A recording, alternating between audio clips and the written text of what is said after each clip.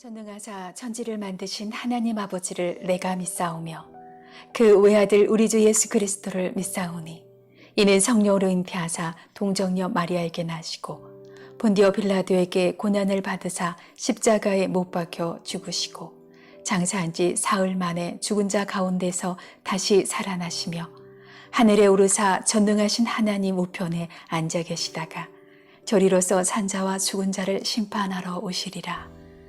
성령을 믿사오며 거룩한 공예와 성도가 서로 교통하는 것과 죄를 사하여 주시는 것과 몸이 다시 사는 것과 영원히 사는 것을 믿사옵나이다. 아멘.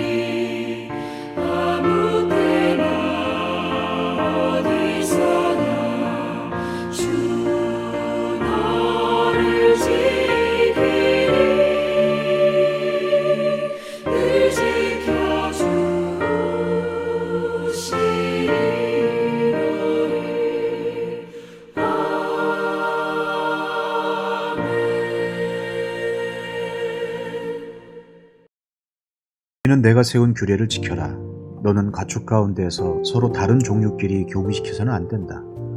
밭에다가 서로 다른 두 종류의 씨앗을 함께 뿌려서는 안 된다. 서로 다른 두 가지의 재료를 섞어 짠 옷감으로 만든 옷을 입어서는 안 된다. 한 남자가 여자와 동침하였는데 만일 그 여자가 노예의 신분이고 다른 남자에게 가기로 되어 있는 여자이고 그 여자 노예를 데리고 갈 남자가 몸값을 치르지 않아서 그 여자가 아직 자유의 몸이 되지 못한 상태며 그 두 사람은 벌을 받기는 하지만 사형은 당하지 않는다. 그 여자는 아직 노예의 신분을 벗지 못하였기 때문이다. 그 여자와 동침한 그 남자는 회막 어귀, 주 앞으로 속건 제물을 가져와야 한다. 이때의 속건 제물은 순양이어야 한다. 제사장이 그 순양을 속건 제물로 바쳐 그 남자가 저지른 죄를 주 앞에서 속하여 주면 그 남자는 자기가 지은 죄를 용서받게 된다. 너희는 그 땅으로 들어가 온갖 과일나무를 심었을 때에 너희는 그 나무의 과일을 따서는 안 된다. 과일이 달리는 처음 3해 동안은 그 과일을 따지 말아라. 너희는 그 과일을 먹어서는 안 된다.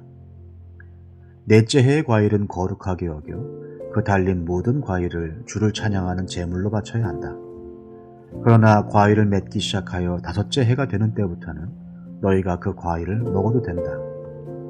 이렇게 하기만 하면 너희는 더욱 많은 과일을 거두어 들이게 될 것이다.